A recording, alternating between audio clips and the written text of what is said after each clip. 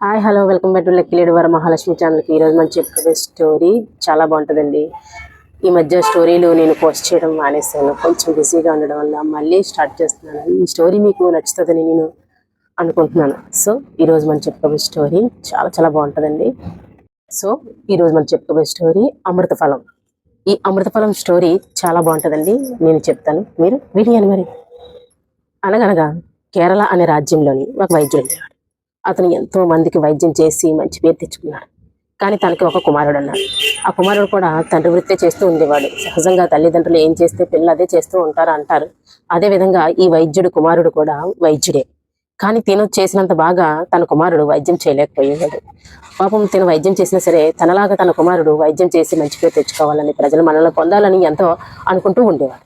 ఇలా అనుకుంటూ ఉండగా ఇలా 18 ఏళ్ళు గడిచాయి. తన కుమారుడికి 18 ఏళ్ళు వచ్చాయి. అప్పుడు తిను ఏం చేశాడంటే, నాయనా నువ్వు వైద్య వృత్తి చెయ్యి, వైద్యం చేయవచ్చిన వారికి నేను కొద్ది రోజులు బయటికి వెళ్తున్నాను, మళ్ళీ తిరిగి వస్తానని చెప్పేసి తను రసావర్ణుడు అడవికేసి వెళ్ళి ఒక మంచి చెట్టు దగ్గర తను కొంచెం బాగుంది అని చెప్పేసి తపస్సు చేసుకోవడానికి అని చెప్పేసి ఆ చెట్టు దగ్గర కూర్చొని అశ్విని దేవతల్ని ప్రార్థించడం మొదలెట్టాడు.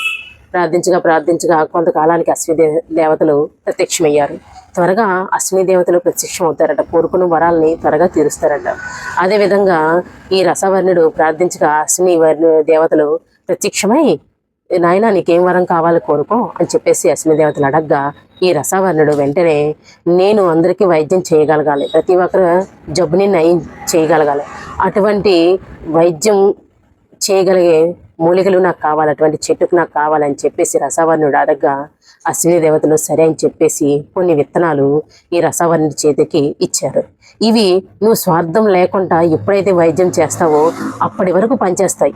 నువ్వు ఎప్పుడైతే స్వార్థానికి లోనయ్యి నువ్వు వైద్యాన్ని తప్పుగా ఉపయోగిస్తావో అప్పుడు ఈ వృక్షము, నువ్వు చేసిన వైద్యము వ్యర్థమైపోతుంది అని చెప్పేసి రసవర్ణుడికి అశ్విని దేవతలు చెప్పి, అదేవిధంగా ఈ చెట్టు పెద్ద మహావృక్షం అవుతుంది. ఆ వృక్షానికి ఒకే ఒక ఫలం పండుతుంది. ఆ ఫలమే అమృత ఫలం.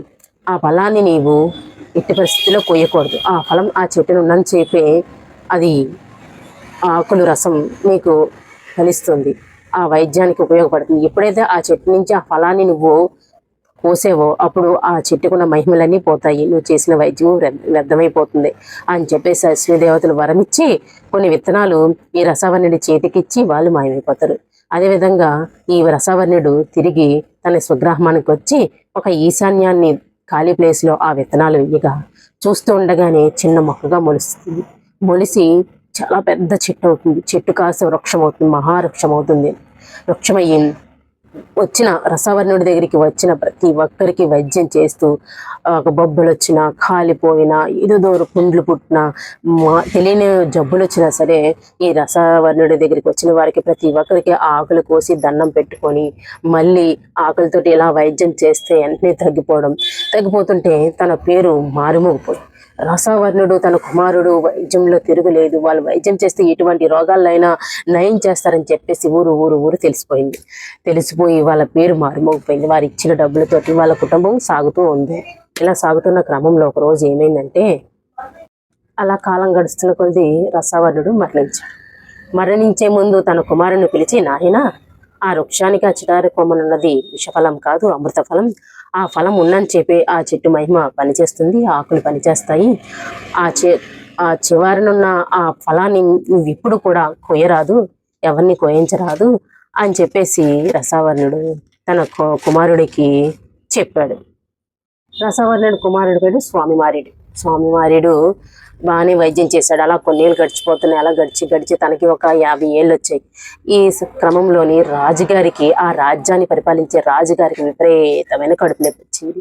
కడుపు నొప్పి తగ్గదే చేయదే, ఎంతమంది వైద్యులు మందులు ఇచ్చినా మందులు వేసుకున్న రాజుగారికి కడుపు మంట విపరీతంగా పెరిగిపోయింది తప్ప కానీ తగ్గలేదు. అలా తగ్గపోయేసరికి ఊరువాడ తెలిసింది కదా, ఇలా రసవర్ణుడు కుమారుడు అయిన స్వామిమార్యుడు వైద్యం బాగా చేస్తాడని, ఆ వైద్యం వల్ల ఎటువంటి కడుపు నొప్పి కాదు, కాలిపోయిన పుళ్ళు కాదు, ఎటువంటి రోగాలను నయం చేయగల మహాశక్తిశాలి వైద్యుడు, మంచి వైద్యుడు అని చెప్పేసి పేరుంది. కాబట్టిగా రాజుగారికి తెలిసి సరే వద్దాము స్వామివారి దగ్గరికి అని చెప్పేసి బయలుదేరి తనతో పాటు తన కుమార్తె కూడా ఒకగానొక కుమార్తె వద్దామనుకుంది. నాన్నగారు నేను కూడా మీతో పాటే వస్తాను. ఆ అమ్మాయి పేరు మణిమాల.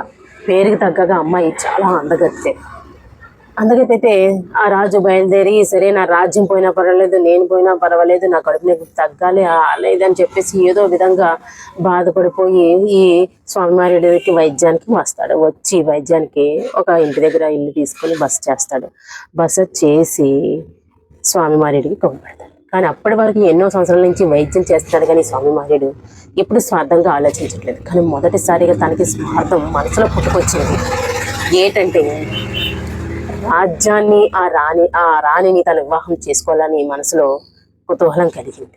ఎక్కడికి ఎవరు కబురెట్టినా ఈ స్వామివారుడు ఆకులు పట్టుకొని వెళ్ళేవాడు. అలాంటిది రాజుగారు కబురెడితే ఆకులు పట్టుకోకుండా వెళ్ళి రాజుగారితోటి, రాజుగారు మీ కడుపు నొప్పిని నేను చిటికలో మాయం చేయగలను, దానికి బదులుగా నాకు ఏటిస్తారు అని చెప్పేసి అడగ్గా రాజుగారిని స్వామివారి వెంటనే రాజుగారు అన్నారు, సరే నా కడుపు నొప్పి తగ్గితే నేను ఏదైనా ఇస్తాను అని చెప్పేసి ఒప్పుకున్నారు. ఒప్పుకుంటే స్వామివారి వెంటనే తమ కుమార్తెని ఇచ్చి నాకు వివాహం చెయ్యాలని చెప్పేసి అడుగుతారు. వెంటనే రాజుగారు అవాక్కైపోతారు. ఎందుకంటే ఆశ ఉండాలి కానీ మరీ ఇంత అత్యాశ ఉండకూడదు. స్వామివారుడు చూస్తే 50 ఏళ్ళు గడిచిన ఒక వృద్ధుడు లాంటి వాడు. చూస్తే నల్లగా ఉంటాడు, పొట్ట వేసుకొని కొంచెం వికారంగా ఉంటాడు. రాణి చూస్తే కడిగిన ముత్యంలా, నిండా 18 ఏళ్ళు కూడా లేవు. ఆ పిల్లని ఇచ్చి ఎలా వివాహం చేయాలి, నేను చనిపోయినా పర్వాలేదు నా కూతుర్ని నేను ఇవ్వనని నిశ్చయించుకుంటారు. కానీ మణిమాల ఒప్పుకోదు. నాన్న లేదు, మీరు ఆరోగ్యం కంట నాది జీవితం అంత ముఖ్యం కాదు, మీరు ఆరోగ్యంగా ఉండాలి. అయినా మేధావుల్ని వివాహం చేసుకోవడం మంచిదే అంత తెలివైన వారు, వయసుతో ఏముంది సంబంధం, అందందేముంది అని చెప్పేసి మీరు ఆరోగ్యంగా ఉండడమే నాకు కావాలని చెప్పేసి మణిమాల అనగానే రాజుగారు కూడా సరే అని చెప్పేసి వైద్యుడిని పిలిపించారు. పిలిపించి సరే నేను నా కూతుర్ని ఇచ్చి వివాహం చేయడానికి నేను సిద్ధంగా ఉన్నాను, కానీ మీ వైద్యం పని చేయకపోతే మీ శిరస్సు ఖండిస్తాను అని చెప్పేసి రాజుగారు అన్నారు. వెంటనే స్వామివారుడు దానికి సరే అని అంగీకరించి తను వెళ్ళిపోయి వెంటనే ఆ చిట్టాకులను కోసుకొచ్చి రాజుగారికి ఇద్దామని అనుకున్నాడు. ఈ లోపలనే ఈ విషయం ఊరు వాడ తెలిసిపోయింది. ఇలా స్వామివారుడు రాజకుమార్తెను చేసుకోవడానికి రాజుగారికి వైద్యం చేసి రాజకుమార్ని ఇచ్చి వివాహం చేస్తారని ఆ నోట ఈ నోట అందరికీ తెలిసిపోయి ఈ స్వామివారుడు భార్యకి కూడా తెలిసిపోయి అదేంటి ఈ వయసులో మా ఆయన గారికి ఈ స్వార్థ బుద్ధి, రాజకుమార్తెను వివాహం ఆడితే నా పరిస్థితి ఏమిటి, నేనేం చేయాలి అని చెప్పేసి తను పరిపరి విధంగా బాధపడిపోయి ఏం చేయాలో తెలియక ఆ ఫలాన్ని ఎవరు కోయకూడదని చెప్పేసి రసవర్ణుడు స్వామివారుడు అందరూ కలిపి ఆ ఫలం విషఫలం, ఆ ఫలం కోయకూడదని చెప్పేసి ఆ ఫలాన్ని చెట్టుకే ఉండాలని చెప్పేసి అందరూ చెప్తున్నారు కదా. అప్పుడు ఏం చేయాలో తెలియక స్వామివారి భార్యకి ఆ ఫలం తిని చచ్చిపోదు అని చెప్పేసి ఒక ఉత్తరం రాసి గుమ్మాల పెట్టేసింది.